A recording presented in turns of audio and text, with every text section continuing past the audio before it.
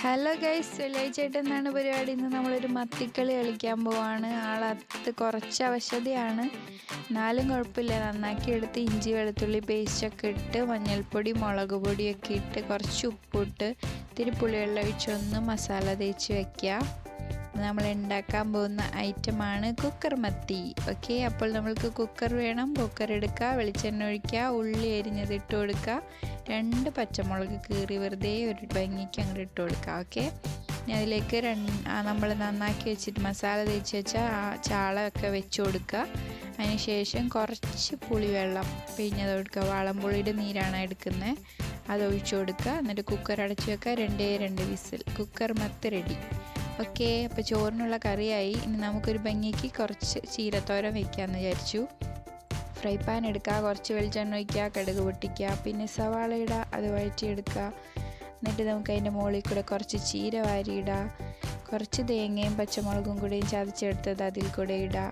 നന്നായിട്ട് വഴറ്റിയെടുക്കുക. കടുകറ നന്നായിട്ട് വഴറ്റിയെടുത്തതിന് ശേഷം പിന്നെ നമ്മൾ ലാസ്റ്റ് ചെയ്യുന്നത് കുറച്ച് ഉപ്പിട്ട് കൊടുക്കും കേട്ടോ അതിൻ്റെ ഇടയിൽ. പിന്നെ 2 മുട്ട അതിൽ പൊട്ടിച്ചൊഴിക്കുക. മുട്ട പൊട്ടിച്ചൊഴിച്ച് കഴിഞ്ഞിട്ട് നമുക്ക് മുട്ട ചിക്കിയതുപോലെ ആയിട്ട് കിട്ടും നമുക്കപ്പോൾ.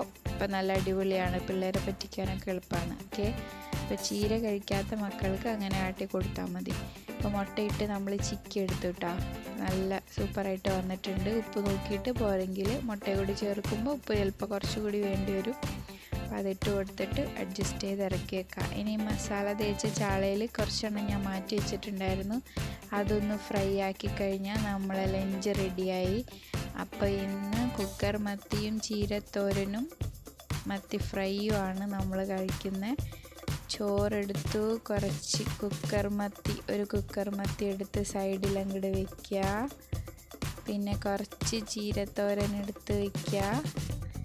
പിന്നെ ഒരു ഭംഗിക്കൊരു ചാള പൊരിച്ചതും വെക്കാം. പിന്നെ കുറച്ച് നാട്ടിൽ നിന്ന് കൊണ്ടുവന്ന ഉമ്മച്ചിയുടെ സ്പെഷ്യൽ മാങ്ങ അച്ചാറും കൂടി അങ്ങോട്ട് വെച്ചാൽ ഓഫ് ഹൈർ. അപ്പോൾ ഓക്കെ, ബൈ. സബ്സ്ക്രൈബ് ചെയ്ത് സപ്പോർട്ട് ചെയ്യണേ.